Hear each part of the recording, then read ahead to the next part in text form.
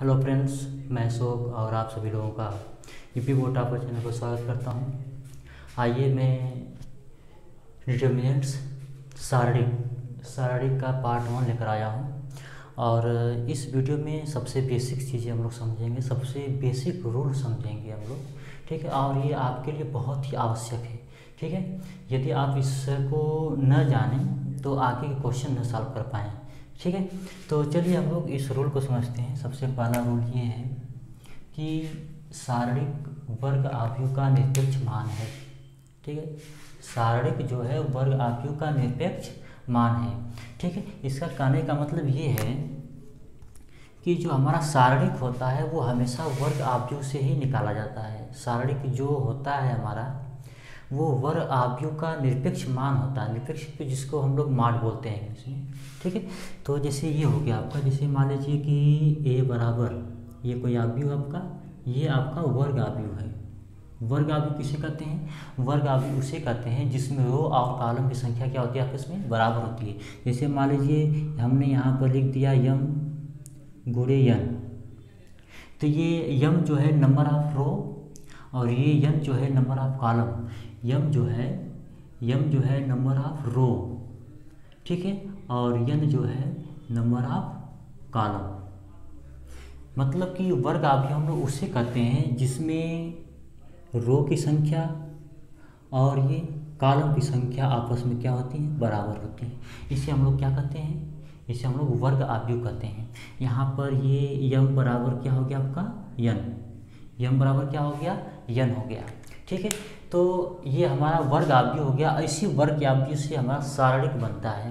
जैसे मैं निरपेक्ष मान का मतलब ये होता है जैसे हम लोग मार लगाते हैं, मार, ठीक है। जैसे आप दोनों पक्षों का मार लगा लीजिए, ये तो आपका आव्यूह है ना, ये शारीरिक बन जाएगा यदि आप दोनों पक्षों का क्या लगाएंगे, मार लगाएंगे, ठीक है। यदि मार में ए करते हैं तो आपका ये शारीरिक हो जाएगा। ये क्या हो जाएगा आपका, शारीरिक हो जाएगा। इस चिन्ह को हम लोग शारीरिक कहते हैं और इस चिन्ह को हम लोग आव्यूह कहते हैं। शारीरिक और आव्यूह में क्या अंतर है? बहुत थोड़ा सा अंतर है। इनके प्रतीक में, इनके चिन्ह में बहुत थोड़ा सा ही अंतर है। इससे हम लोग क्या कहते हैं, जैसे यहाँ पर देख लीजिए, ये आपका आव्यूह है इस तरह से। ये जो आप कोने कोने पर निकाल देते हैं, ये आव्यूह का चिन्ह है, ठीक है। यदि आप इसे मिटा देते हैं तो ये क्या बन जाता है, आपका शारीरिक बन जाता है, ठीक है। तो आव्यूह और शारीरिक में यही अंतर है कि जो शारीरिक होता है वो वर्ग आव्यूह का निरपेक्ष मान होता है। शारीरिक जो होता है वो आयताकार आव्यूह कभी नहीं हो सकता है, वो हमेशा ही वर्ग आव्यूह से ही शारीरिक होता है। यहाँ पर क्या होता है, यहाँ पर ये संख्या आपस में बराबर होती है। जैसे आपने यहाँ पर 3 ठो रो खींचा है, ठीक है, 3 लिख दिया, और 3 ठो कॉलम खींच दिया, ठीक है, तो आप यहाँ पर 3 लिख देंगे, ठीक है। तो ये संख्या शारीरिक में ये हमेशा आपस में क्या होते हैं, बराबर होते हैं। या आप शारीरिक को 2 गुणे 2 का लीजिए, या 3 गुणे 3 का लीजिए, या फिर 4 गुणे 4 का ही ले सकते हैं, ठीक है। आप शारीरिक कभी नहीं ले सकते हैं 2 गुणे 3 का शारीरिक कभी नहीं ले सकते हैं, या फिर 3 गुणे 4 का शारीरिक कभी नहीं ले सकते हैं आप, ठीक है। या फिर 3 गुणे ये 4 गुणे 2 का मान लीजिए, या 2 गुणे 4 का मान लीजिए। आप इस तरह से शारीरिक कभी नहीं पाएंगे। ये हमेशा वैल्यू आपका क्या होना चाहिए, बराबर होना चाहिए। शारीरिक में ये दोनों वैल्यू हमेशा क्या होती हैं, बराबर होती हैं, ठीक है। तो हमने क्या बताया कि जो शारीरिक होता है वो वर्ग आव्यूह का निरपेक्ष मान होता है। शारीरिक की उत्पत्ति वर्ग आव्यूह के निरपेक्ष मान से होती है, ठीक है। क्या आपने समझा कि शारीरिक की जो उत्पत्ति है वो वर्ग आव्यूह के निरपेक्ष मान से ही होती है। चलिए अब हम लोग पढ़ते हैं शारीरिक का प्रतीक। शारीरिक को हम लोग अक्सर डेल्टा से दिखाते हैं, ओके। हम लोग शारीरिक को डेल्टा से ही दिखाते हैं, या फिर एक अक्षर और है डिटर्मिनेंट्स। ये डिटर्मिनेंट्स का पहला अक्षर डी हो गया, या आप इसको डी से भी दिखा सकते हैं। ये तो शारीरिक को हम लोग डेल्टा से दिखाते हैं या डी से दिखाते हैं, ठीक है। आगे चलते हैं। ये शारीरिक में पंक्ति क्या होता है, स्तंभ क्या होता है, और अवयवों की संख्या क्या होती है। तो हम लोग शारीरिक में इसे पंक्ति कहते हैं। शारीरिक में इसे क्या कहते हैं, पंक्ति कहते हैं। और इसे हम लोग पंक्ति कहते हैं। तो ये आपका हो गया R1, ये हो गया आपका R2 और ये हो गया आपका R3 हो गया। उसी तरह से इसी सारणिक में आप इसे क्या कहेंगे, इसी सारणिक में आप इसे कॉलम कहते हैं। क्या कहते हैं, कॉलम। तो इसको आप लोग कहते हैं C1, इसको कहते हैं C2 और इसको कहते हैं C3 कहते हैं। तो इसको हम लोग कॉलम कहते हैं यानी कि स्तंभ कहते हैं, और इसको हम लोग रो कहते हैं यानी कि पंक्ति कहते हैं। ये हो गया। अब रह गया कि अवयवों की संख्या क्या होती है। अवयवों की संख्या यही होती है, जैसे मान लीजिए कि ये कोई आपका सारणिक है, और सारणिक तो आप जानते ही हैं कि ये वर्ग आव्यूह से ही बना है सारणिक, वर्ग आव्यूह के निरपेक्ष मान से बना ये सारणिक। तो आप जानते हैं कि इसमें नंबर ऑफ रो, ठीक है, आप इसमें जानते हैं कि नंबर ऑफ रो और नंबर ऑफ कॉलम ये आपस में क्या होते हैं, बराबर होते हैं। यानी कि यहाँ पर यम बराबर यन होता है। तो मैं अगर यम की जगह पर यन लिख दूँ, यन गुणे यन, तो आप क्या कहेंगे, इसको कहेंगे यन का स्क्वायर। तो सारणिक जो है जितने क्रम का होता है, मान लीजिए कि 3 गुणे 3 का है तो 3 का स्क्वायर कर दीजिए तो अवयव संख्या आ जाएगा। 4 गुणे 4 का सारणिक है तो 4 का स्क्वायर कर दीजिए, अवयव संख्या आ जाएगा। ठीक है। अगर 2 गुणे 2 का सारणिक है तो 2 का स्क्वायर कर दीजिए तो अवयव संख्या आ जाएगा। तो यहाँ पर जो होता है अवयवों की जो संख्या होती है सारणिक में, और क्योंकि हमने यहाँ पर क्यों उनको बराबर किया, जैसे मान लीजिए कि हमने यहाँ पर 3 ठो रो खींचा है और ये 3 ठो कॉलम खींचा है, तो मैं यहाँ पर क्या लिखूँगा, 3 गुणे 3। मैं इसको लिख सकता हूँ 3 का स्क्वायर। क्या लिख सकता हूँ, 3 का स्क्वायर। यदि किसी सारणिक का जो क्रम है यन गुणे यन है तो उस सारणिक में अवयवों की जो संख्या होगी यन का स्क्वायर होगी। ठीक है। अवयवों की संख्या, अवयवों की संख्या, अवयवों की संख्या बराबर होता है यन का स्क्वायर यानी कि क्रम का स्क्वायर। ठीक है। तो आगे चलते हैं हम लोग। सारणिक में अवयवों के स्थान चिन्ह बहुत ही इम्पोर्टेंट है, इसको समझना बहुत ही आवश्यक है। सारणिक में अवयवों के स्थान चिन्ह क्या होते हैं। जैसे मान लीजिए कि आपका ये सारणिक है, ये आपका ये सारणिक है और ये सारणिक हमेशा आपका वर्ग होता है। तो इसमें अवयवों के स्थान चिन्ह क्या होते हैं। जैसे मान लीजिए कि आपने यहाँ पर अवयव रखा है, यहाँ पर अवयव रख दिए हैं, यहाँ पर रख दिए हैं। तो जब इस तरह से आप अवयव रखते हैं तो इनके स्थान चिन्ह क्या होते हैं। तो आप क्या करते हैं, जैसे अल्टरनेट मतलब कि क्रम बाई क्रम, plus minus plus minus plus minus चलते चलिए ये अवयवों के स्थान चिन्ह आ जाएंगे। जैसे ये देखिए, ये पहला अवयव plus minus plus minus plus, यहाँ पर माइनस, फिर यहाँ पर प्लस, फिर यहाँ पर माइनस, फिर यहाँ पर प्लस। तो ये अवयवों के स्थान चिन्ह होते हैं। क्या होते हैं, अवयवों के स्थान चिन्ह होते हैं। Plus minus plus minus plus minus plus minus plus. ठीक है। या फिर आप ऐसे भी चल सकते, plus minus plus minus plus minus plus minus plus. आप यानी कोई भी क्रम लीजिए, किसी भी रास्ते से आप आइए, आपको प्लस माइनस अल्टरनेट मिलते जाएंगे। ठीक है। ये अवयवों के स्थान चिन्ह होते हैं। या फिर आप ये भी याद कर सकते हैं कि दो प्लस के बीच में आपका एक ठो माइनस मिलेगा और 2 माइनस के बीच में एक ठो प्लस मिलेगा आपको। देखिए यहाँ पर ये लाइन देखिए, आपको 2 प्लस के बीच में एक ठो माइनस मिला है। अब ये लाइन देखिए, 2 प्लस के बीच में एक ठो माइनस मिला है। ये लाइन देखिए, 2 माइनस के बीच में एक ठो प्लस मिला है। ठीक है। तो 2 माइनस के बीच में एक प्लस होता है और 2 प्लस के बीच में एक ठो माइनस होता है, और ये अल्टरनेट चलता रहता है, plus minus plus minus plus minus. तो ये अवयवों के स्थान चिन्ह होते हैं। क्या होते हैं, अवयवों के स्थान चिन्ह होते हैं। ठीक है। अब इसे बहुत ही ज़रूरी है क्योंकि इसका कदम कदम पर यूज है ना। इसका कदम कदम पर प्रयोग है। अगर ये आप बोलते हैं तो समझ जाइए कि राह से भटक गए हैं। ये आते हैं हम लोग सारणिक का विस्तार। सारणिक का विस्तार कैसे करते हैं? जैसे मान लीजिए आपका ये सारणिक है, ये हो गया सारणिक है आपका। यहाँ पर हमने लिख दिया, मान लीजिए कि ए लिख दिया, बी लिख दिया, सी लिख दिया, डी लिख दिया। ये 2x2 क्रम का सारणिक है, ठीक है। तो अब हमें इसको विस्तार करना है। सबसे पहले क्या करेंगे हम लोग, इसका गुणा करते हैं। सबसे पहले क्या करेंगे, इसका गुणा करेंगे। इसको हम लोग बोलते हैं ना मुख्य विकर्ण। इसको हम लोग क्या बोलते हैं, मुख्य विकर्ण। इसका गुणा करिए, लिखेंगे a इंटू डी। फिर इसके बाद क्या लगाइए, माइनस लगाइए। क्या लगाएंगे, माइनस लगाएंगे, तब जाकर के इसका गुणा करेंगे इसमें। ये हो जाएगा c इंटू डी। ये इस तरह से हम लोग सारणिक को विस्तार करते हैं। आगे भी हम बताएंगे, 3 क्रम 3 का भी बताएंगे सारणिक कैसे विस्तार किया जाता है। जैसे मान लीजिए ये आपका कोई सारणिक है, ये मान लीजिए डेल्टा से हमने दिखाया। यहाँ पर लिख दिया 1 2, यहाँ पर 3 लिख दिया, और यहाँ पर लिख दीजिए 6। चलिए 6 नहीं, कुछ भी ले लीजिए, 9 ले लीजिए, ठीक है। तो आप सबसे पहले क्या करेंगे, इसका इसमें गुणा करेंगे। क्या करेंगे, गुणा करेंगे। तो ये हो जाएगा 9 गुणे 1 गुणे 9, ठीक है। फिर माइनस लगाएंगे, तब जाकर के इसका इसमें गुणा करेंगे। तो ये हो जाएगा 3 गुणे 2 हो जाएगा। क्या हो जाएगा, 3 गुणे 2 हो जाएगा। तो ये हो जाएगा 9 एकम 9, और ये हो जाएगा 3 दूना को 6।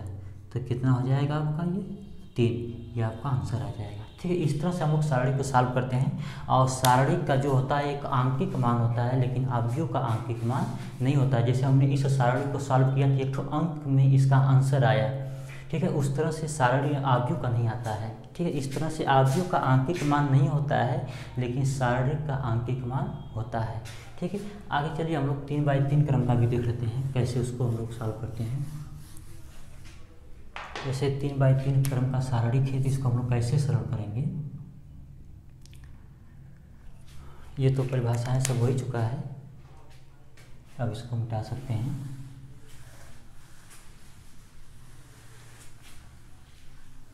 सारणिक का हम लोग विस्तार पढ़ रहे हैं, इसके बाद ये लास्ट होगा। जैसे मान लीजिए कि ये आपका सारणिक है, ये आपका सारणिक है। यहाँ पर हमने लिख दिया है A1, और यहाँ पर लिख दिया है A2, और यहाँ पर लिख दिया है A3। फिर यहाँ पर लिख दिया हमने B1 B2 B3। यहाँ पर लिख दिया हमने C1 C2 C3, ठीक है। तो हम लोग इसको कैसे विस्तार करेंगे वो देखते हैं। सबसे पहले आप ये देखिए, इसका चिन्ह क्या होता है, प्लस। देख रहे होंगे, साफ दिख रहा है, ठीक है। और इसका चिन्ह क्या होता है, माइनस। इसका चिन्ह क्या होता है, प्लस होता है, ठीक है। तो आप इसको प्लस के साथ लेंगे, इसको माइनस के साथ लेंगे, इसको प्लस के साथ लेंगे। तो आइए लेते हैं हम लोग। तो इसको लेंगे हम लोग, ये होगा कितना आपका A1 हो गया। फिर इसके बाद जो है इस तरह से बनाइए, ठीक है। अब फिर इसके बाद ये क्या लिखा हुआ है, माइनस A2 है, इसका चिन्ह क्या होता है, माइनस। यहाँ पर लिखेंगे हम लोग माइनस A2। फिर इस तरह से बनाइए, ठीक है। फिर यहाँ पर क्या लिखा हुआ है, A3, इसका चिन्ह क्या होता है, प्लस। यहाँ पर लिखिए प्लस A3। फिर इस तरह से बनाइए, हो गया। आगे देखिए, ये हमने जब A1 लिया था, तो ये जिस लाइन में आएगा उस लाइन के अवयवों को छोड़ देते हैं। तो ये बच गया, इसको इसके अंदर लिख लीजिए। ये कितना हो गया, B2, और ये हो गया आपका B3 हो गया, और ये हो गया आपका C2, और ये हो गया आपका C3, ठीक है। उसी तरह से जब हमने किसको लिया, जब हमने A2 लिया, क्या लिया, A2, तो ये जिस लाइन में आएगा उस लाइन को हम लोग क्या कर देंगे, इस लाइन को छोड़ देंगे। ये जिस लाइन में आएगा, ये अवयव जिस लाइन में आएगा उस लाइन को क्या करेंगे, छोड़ देंगे। इस लाइन को हम लोग क्या करेंगे, छोड़ देंगे। तो क्या बचा, ये B1 B3 बचा, और C1 C3 बचा। यहाँ पर लिखेंगे B1 B3 और यहाँ पर C1 C3 लिखेंगे। फिर वहाँ पर क्या हमने लिखा हुआ है प्लस A3। प्लस A3 का मतलब ये है कि ये A3 जिस लाइन में आएगा उस लाइन पे छोड़ देंगे। A3 जो है इस लाइन में आया हुआ तो इस लाइन पे छोड़ेंगे और इस लाइन पे छोड़ेंगे। ठीक है, तो ये चारों बचे हैं, ये चारों बचे हैं B1 B2 C1 C2। यहाँ पर लिखेंगे, क्या लिखेंगे, B1 B2 C1 C2। ठीक है, फिर आगे हम लोग इसको कैसे सॉल्व करते हैं। यहाँ पर हो जाएगा A1, फिर कोष्टक, सबसे पहले इसका गुणा करिए। यहाँ पर हो जाएगा ये B2 C3, फिर माइनस लगाइए, तब जाकर के इसका गुणा करिए। यहाँ पर कितना हो जाएगा C2 B3। ठीक है, फिर इसके बाद माइनस क्या है A2, पहले आप इसका गुणा करिए। यहाँ पर हो जाएगा B1 C3, फिर माइनस लगाइए, फिर जा करके आप इसका गुणा करिए। ये कितना हो जाएगा C1 B3। फिर इसके बाद देखिए यहाँ पर क्या है A3। ठीक है ना, सबसे पहले आप इसका गुणा करिए, ये हो जाएगा B1 C2, फिर माइनस लगाइए, इसका गुणा करिए, यहाँ पर हो जाएगा ये C1 B2। इस तरह से हम लोग सारणिक को सॉल्व करते हैं। ठीक है, इस तरह से हम लोग क्या करते हैं, सारणिक को सॉल्व करते हैं। बस आपको ये ध्यान रखना है कि ये प्लस होता है, ये माइनस होता है, ये प्लस होता है। जिस तरह से हमने पहला रो लिया है, अब दूसरा रो भी ले सकते हैं, तीसरा भी रो ले सकते हैं। ठीक है, आप किसी भी रो को लेकर के सॉल्व कर सकते हैं। बस आपको ये ध्यान रखना है कि इसका चिन्ह प्लस होता है, इसका चिन्ह माइनस होता है, इसका चिन्ह प्लस होता है। तो हमने इसको प्लस में लिया है, इसको माइनस में लिया है और इसको प्लस में लिया है। फिर हमने जैसे रूल होता है सॉल्व करने का, वो हमने रूल से इसको सॉल्व कर दिया। चलिए अब आगे थोड़ा सा ये बहुत ही इंपॉर्टेंट है। जैसे क्वेश्चन जब बढ़ा जाता है तो इस रूल का यूज करके हम लोग क्वेश्चन को शॉर्ट कर देते हैं, कम से 7-8 लाइन सॉल्व कर देते हैं। इस रूल से हम लोग आगे हम लोग जब सॉल्व करेंगे बड़े बड़े क्वेश्चन, तो इसी रूल का ज़्यादा यूज करेंगे और इस रूल के यूज करने से हमारा 7 से 8 लाइन जो है बच जाता है। तो चलिए इस रूल को समझते हैं। हाँ, और ये जो है अगर आपको चैनल बहुत ही पसंद आ रहा है तो अपने दोस्तों को बताएं और लाइक सब्सक्राइब जरूर करें, कमेंट भी लिखें और शेयर भी करें, क्योंकि बहुत ही मेहनत से पढ़ाया जाता है। तो आपको एक सब्सक्राइब का बटन या एक लाइक का बटन टिपने में आपको इतना मेहनत लग रहा है, तो हम लोग ये वीडियो बनाने में कितना मेहनत लगता है। ठीक है, तो आप लाइक और सब्सक्राइब करना ना भूलें। चलिए हम लोग अगले क्वेश्चन की तरफ बढ़ते हैं, रूल की तरफ। यहाँ पर ये है कि सारणी का विस्तार जब एक ही पंक्ति या स्तंभ के 2 अवयव शून्य हों। हम लोग सारणी का विस्तार करेंगे जब एक ही लाइन में 2 अवयव मिल जाएंगे, 0। ठीक है, हम लोग सारणी का विस्तार करना सीखेंगे जब एक ही लाइन में 2 0 मिलेंगे। ठीक है, जैसे ये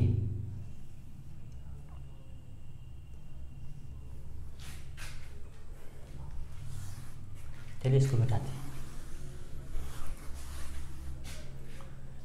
जैसे मान लीजिए कि आपका सारणिक है इस तरह का,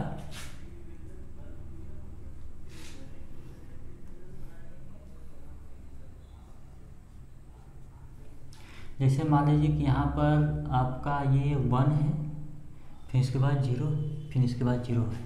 तो हमने क्या बताया कि हम लोग सारणी का विस्तार करना सीखेंगे, जानेंगे जब एक ही लाइन में 2 0 मिल जाए। जब एक ही लाइन में 2 0 मिल जाए, ये 0 हो सकता है कि यहाँ पर भी हो सकता है, ये 0 यहाँ पर भी हो सकता है, एक यहाँ पर भी हो सकता है। हो सकता है कि ये 0 लगातार ना हो, बस एक ही लाइन में 2 0 हों।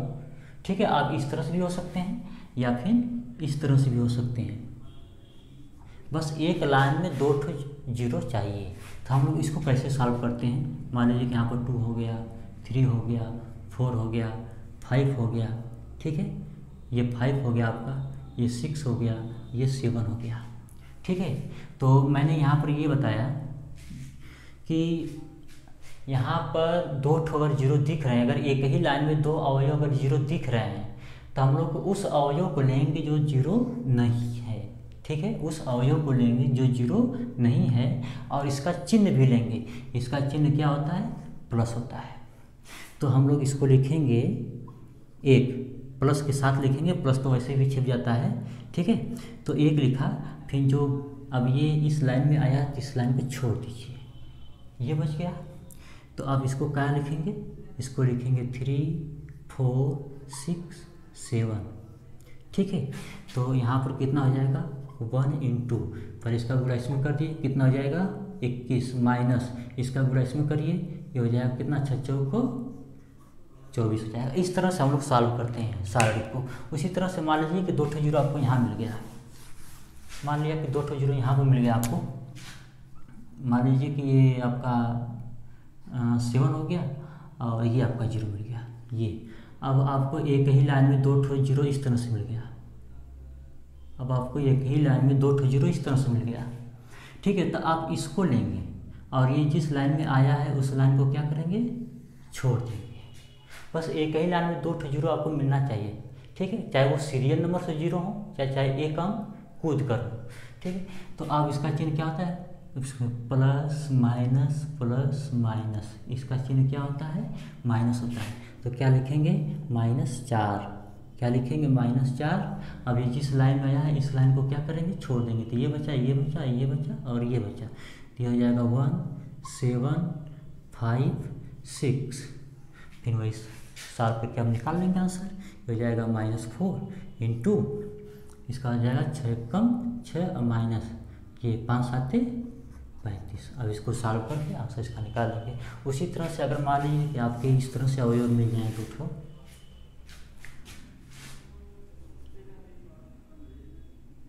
मान लीजिए कि आपके ये अवयव इस तरह से मिल जाए,